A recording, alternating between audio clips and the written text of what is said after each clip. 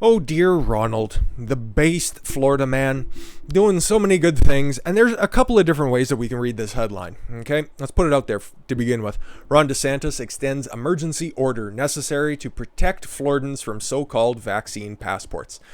I get it. That's something that you should be afraid of. A vaccine passport is horrifying, okay? And when a governor or an elected official comes out strongly in order to protect your freedoms, that's good. When they come out to say that they're protecting you and your safety, that's when flags immediately start popping up. And one did when I read this headline, extends emergency order. You can do this stuff, Ron, without having the emergency powers up. If it was anybody else, I'd be a little bit more critical, but at the same time, he's worked up a lot of very good will to a bunch of people out there. So we can be critical, of course, but this isn't quite the backstab that, I don't know, vetoing transgender bills and say both Dakotas, something like that, previously based people making completely retarded decisions when their counterparts across the country are doing the exact same stuff under the guise of, the NCAA could hold us accountable and we could lose some tournament dates. Go fuck yourself. The rest of this country is fucking waking up to your crap. Anyways, it's not designed to be a shit on women, okay? But who knows, this could be a long one, and it's never totally off the table. A glass table that Chuck Berry prefers. Ron DeSantis extended the state's declared state of emergency on Tuesday, contending it is necessary to ensure Florida schools remain open for the remainder of the school year and protect Floridians from being required to produce a so-called vaccine passport per the order.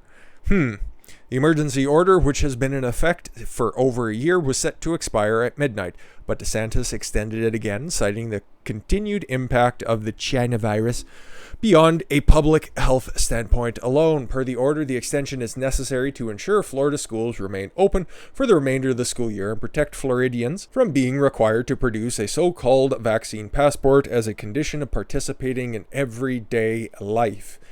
I just don't know how much you need those emergency powers for. You have the Senate, you have the Congress, you can make executive orders. I don't know why you need emergency power on. Gets the noggin jogging. The order also cites the governor's commitment to providing all available resources to assist Floridians and local communities with their efforts to recover economically from the impact of the pandemic. Remember, Florida closed for a couple of months, okay? But they never reclosed. They never went into a second, third, fourth. I'm sure somebody in fucking Canada is probably going to get a fifth fucking lockdown. Or maybe the UK. I don't know. We seem to be going hand in hand down this disastrous road.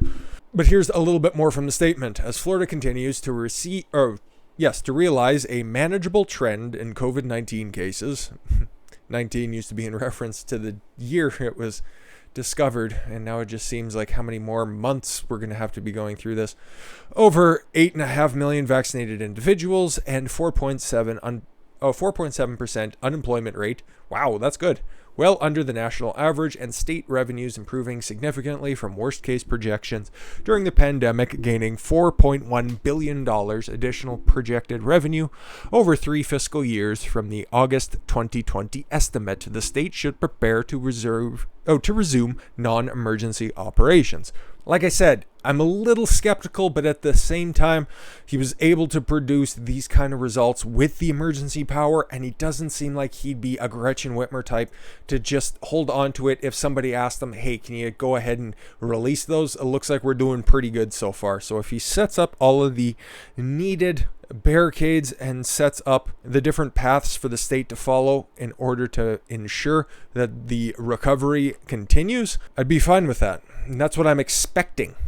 Perhaps naively, I understand that, but we'll have to see where this goes. This would be top 10 anime betrayals if he does this. DeSantis has continued to forge a path to freedom in the Sunshine State despite a steady stream of critiques from members of the establishment media and several other blue governors who have their own crisis that they should be looking after anyways, vowing to continue to remain open. We have been open, we will remain open, and there is no turning back, DeSantis told reporters in February, emphasizing the importance of children having the option to attend school in person. Yeah, you love to see it, and I can't believe that we're still talking about this still some fucking year later. Like at this point, a year ago, 2020, I remember the end of February, or the end of February, I wish. Actually, no, it's finally not snowing today because Grand Prairie's fucking stupid. No, the end of April. Everybody, I remember, because I was checking in. I was working in an incredibly shitty job, which I hated a lot. Checking the news, being surrounded by other people who were just scared of their own shadow. But no, especially with this looming pandemic, we had everything blocked off in the front of the store. And then in the back, customers could sit in their vehicles and walk out their stuff, which was, I don't know, more safe, I guess. All of it's fucking stupid. Several things never really made sense to me, like especially closing off other entrances and exits and making everybody go through the same ones. Oh no, we're trying to stop the flow of the virus. That's not how viruses work, but I need to go get some salad, so I guess. Them chickens ain't gonna kill and deskin and freeze themselves, I suppose. But you could rationalize it. It's like, okay, less place to continue to sanitize over and over again. But at the same time, nothing was getting sanitized, so it always just seemed like a little bit off to me. But by this time last year, everybody knew that this was maybe a little bit of an overreaction. Can we start opening up? No. Things are getting terrible. You're going to have to wait another couple of weeks. And then the soft reopens started to happen around Victoria Day, Memorial Holiday, May long weekend, somewhere. I think that's when Alberta went into their initial phase 3, whatever the first opening step was. Gyms opened up for a minute and then immediately started closing down. But that's not what happened in Florida. And that's what we're talking about. I went off on another tangent, of course. That's what you guys tune in for, right? Hopefully. In early April, the Republican governor and rising GOP stars signed an executive order banning the use of vaccine passports in the state, requiring so-called COVID-19 vaccine passports for taking part in everyday life, such as attending a sporting event, patronizing a restaurant, or going to a movie theater, would create 2 cases of citizens based on vaccination. It really would. It really would. And I wish more governors, more premiers would take this lead so that gun-shy mayors or comptrollers for different counties wouldn't be able to lock their stuff down, or just big business, a private company can do whatever it wants. That's really starting to lose some sting out there because they're all just idiots and would appeal to the lowest common denominator, stopping places from having a vaccine passport to go in and acquire some sustenance. That would be nice. It's not happening everywhere, but at least it's happening in Florida, in Texas, the good state. So yeah, we'll keep an eye on Ron. If he hands off his emergency power like we would expect him to, and if he doesn't, like I said, terrible betrayal. But something terrible that happened that's not a betrayal. You'd expect it from the institutions such as the FBI raiding Rudy Giuliani's house for shit that has already been done and dusted. Okay? You remember, Trump went through how many impeachments? 2 impeachments, undefeated champion. Everybody remembers what the second one is about, but does anybody recall what the first impeachment was about? Okay, I was paying attention to politics at the time, of course. I really started to go deep, probably at the United States level. I'd have to say probably right around 2012 Mitt Romney-Obama race. That was probably the one that I first checked in really hard on. Like, I was aware of everything before then, but really the people who were in charge, what was going on there, that's when I started to dive in. And I even had a tough time remembering what the impeachment in 2019 was all about. It was about Ukraine and dealings with Ukraine. It's something that the subject of the last story that we'll get to today has on the record as being in cahoots with, right now, Emperor Biden, something that he engaged in openly, on camera. Some collusion that he did there. The public firing of a prosecutor before he left on Air Force 2 needed to happen. And then guess what, man? The prosecutor, man, he got fired. Could you believe it? Come on, man. All I had to do was ask. No, that's fine. He wasn't, president yet, but he was still vice president. And Rudy Giuliani gets his fucking apartment in New York stormed. Why? Because of connections to the Ukraine and Donald Trump in 2019. Fucking move on, people. There's nothing to see there. I guess that's the more important. Former New York Mayor Rudy Giuliani, the last great mayor of New York. Fight me. I don't think anybody would be fighting me on that one anyways.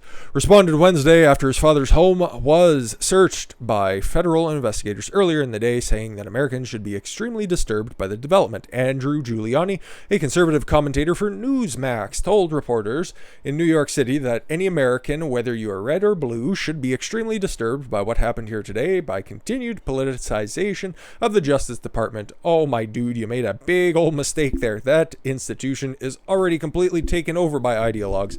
Gotta move on to another one, pal. Especially the FBI. Like, come on. If this can happen to former presidents, lawyers, he added, this can happen to any American. He further suggested that the Department of Justice is not independent of politics. I think he's the last person to arrive at that conclusion that everybody figured out in 2016-ish. Lawyer for former Mayor Rudy Giuliani told the Wall Street Journal and Fox News. Sorry, I just got to look at who looks like a fucking Kennedy, but that's Andrew Giuliani. He looks like John moments before he thought that it would be a nice day for a flight. But yeah, Giuliani told the Wall Street Journal and Fox News that 7 FBI agents arrived at his home, remaining there for 2 hours. They seized several phones, laptops, and other electronic devices. Now, Giuliani might be a little old, a little rambly, a little bit not quite on his game anymore, but he wouldn't let agents come into his home and stay for that long unless they had a warrant or a subpoena or something like that, because even he knows, as a lawyer, even though he's being sued, still, and we don't have any dates on those Dominion lawsuits yet, he'd know better than that. It's totally unnecessary, Costello told Fox News, adding that the raid was carried out make him look like he's some sort of criminal. Exactly. This one came really out of the fucking blue. What they did today was illegal thuggery, Costello told the Wall Street Journal, echoing comments made by Giuliani's son. Why would you do this to anyone, let alone somebody who is an associate attorney general, United States attorney, the mayor of New York City, and the personal lawyer of the 45th president of the United States?